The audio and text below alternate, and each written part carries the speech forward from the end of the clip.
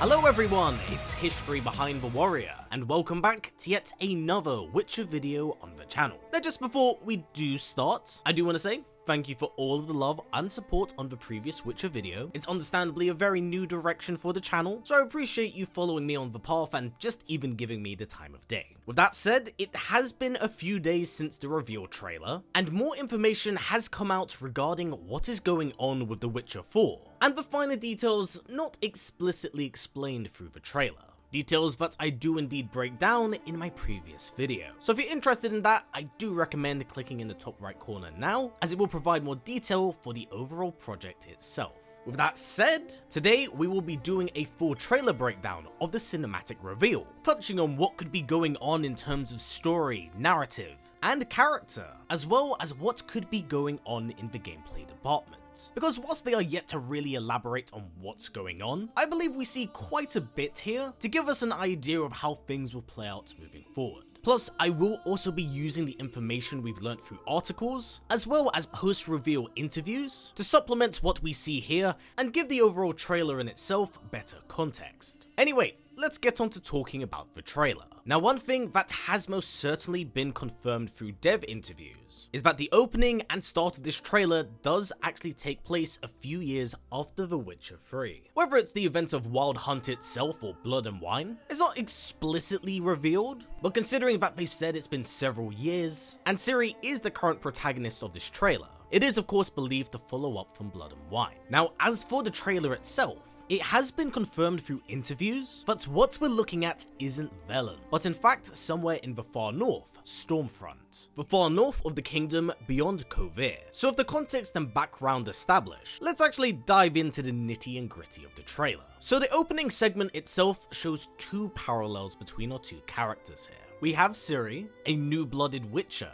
seeking to prove her worth by hunting down this monster that has been terrorizing this village. And then we have Mione, a member of this village being sacrificed in order to please their so-called gods. Now, as Mione and Ciri begin their preparations, there is very ominous dialogue that is played above them, being reflective of both characters' paths and directions here, as it does say the following: "Dearest daughter, I've watched ye grow from a devilishly curious child into a remarkable young lass with much grace, wisdom, kindness. It isn't the easy times that shape us, nay, it's how we rise to face the hard times what does that for us. Even a heart of gold, even the spirits to overcome adversities aplenty. Darling, sweeten, today's the day you fill out your destiny." Now, whilst we do learn that the context of this exposition is directed at Mione, the same thing can honestly be applied to that of Ciri, as her ties to the Elder Blood sets her down a path that is predetermined and locked in time, a fate herself that she actively despises. And that's one thing that's constantly reiterated throughout this trailer: destiny. There's a very strong heavy emphasis on that word constantly throughout the trailer, as she herself is tied to fate, being linked to the law of surprise. Fuck. So all of these factors may in fact be the reason why she's undergone the Trial of Grasses, but I'll touch on that section a little bit later. So much of this exposition does apply to her here, especially with what we know of her character from The Witcher 3, and how devs talk and describe this iteration of the character, how they wish to have her stand out as the hope in this ever bleak world.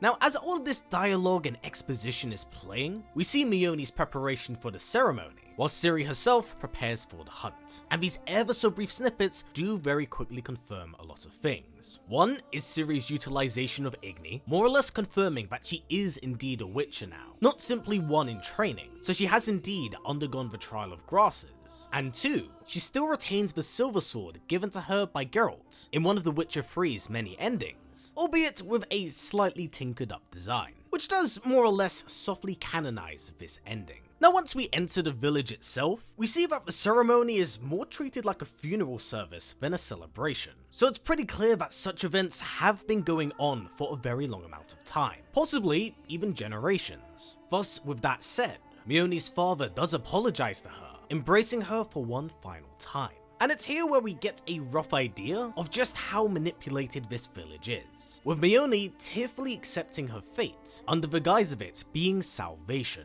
Now of course, as this is all going on, Ciri is lurking in the background, noticeably distinguishable from her two blades. And we do learn from The Witcher 4's director, Sebastian Kalemba, that she's been purposely lurking here in order to have Mione lure out the beast. But such a presence wouldn't be ignored by the villagers, as there is one in particular who at first does rib Ciri, then realize the purpose as to why she's here, and that is to kill their so-called god. Of course, from here he does try to stop her, referring to the process as a tradition, and how Mione is chosen by the gods, to which then Ciri snaps and turns around.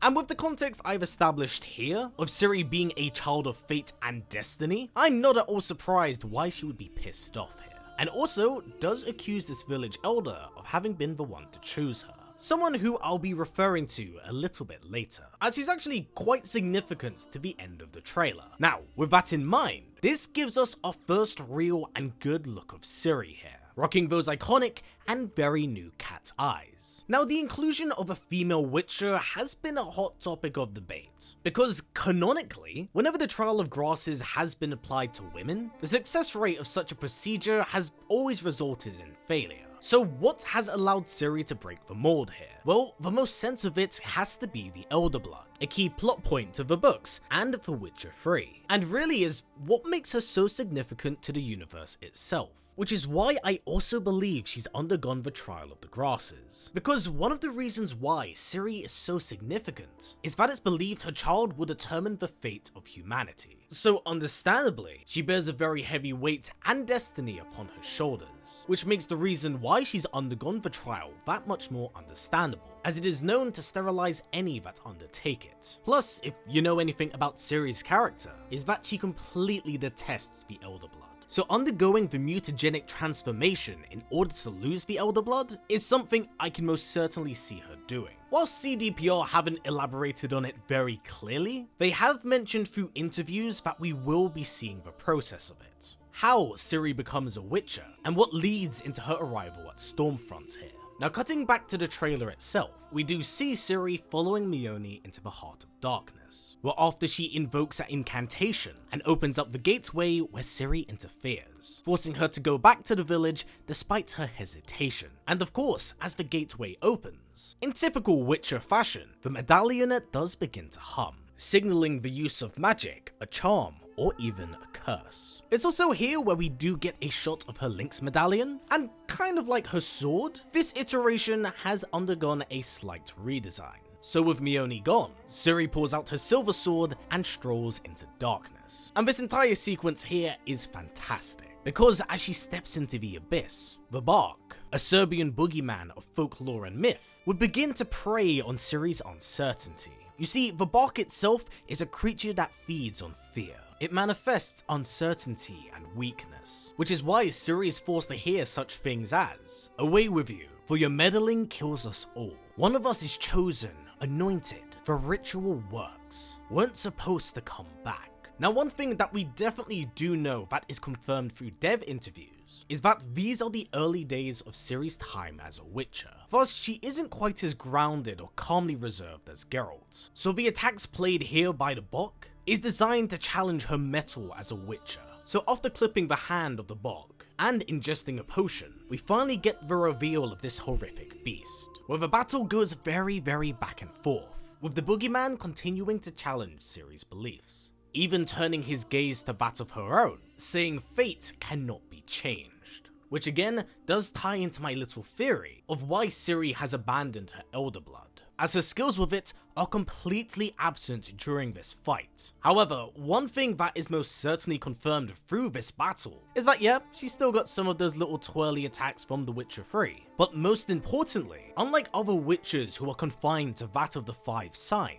Ciri is able to utilize magic, drawing it from the ground and casting lightning. No doubt, again, some influence from Yennefer. But one of the very cool moments and obvious homages of this trailer is the utilization of the chain, a homage to Geralt's fight against the Striga, but most importantly, a gameplay mechanic designed to close the space between enemies. So you won't just be utilizing the 5 signs, the silver sword, the steel sword, and the magic, but you will have this chain which you can enchant. Whether or not it can be applied to the swords themselves, that is yet to be confirmed, but still an interesting idea I wanted to throw out there. Now, as Ciri chains down the Bark, we do get some pretty haunting words from it, spoken in the voice of Mione, saying, "Save me, I beg you. I must save them, save the village. It is tradition I was chosen to bring salvation." Now, the reason why I find this to be quite haunting isn't just the fact that it's done in Mione's voice, or even designed to challenge Ciri's beliefs, but this could very well be the last few moments of Mione's life and thoughts before she does of course die. The last thing the bark feeds on before it perishes. Of course, this results in its decapitation and by possible demonetization, and we get to see the real monsters of this trailer, because as Ciri strolls back to the village, once her gaze falls upon them, she finds Mione with a knife in her chest and her father brutally beaten, probably implying that the old man tried to defend his daughter, but was overwhelmed by the crowd out of fear. And something I do want to point out and note is actually the knife in Mione's chest, the same knife that other village elder had from earlier. He is the one that does kill her, which does thicken the plot in a lot of ways, with Ciri obviously having been the one to have called him out for choosing her as the sacrifice. Now of course we do reach the climax of the trailer, where she says there are no gods here, only monsters. Yet another homage to that of Geralt, and undoubtedly a tone setter for the rest of this game. So with that said and everything covered here,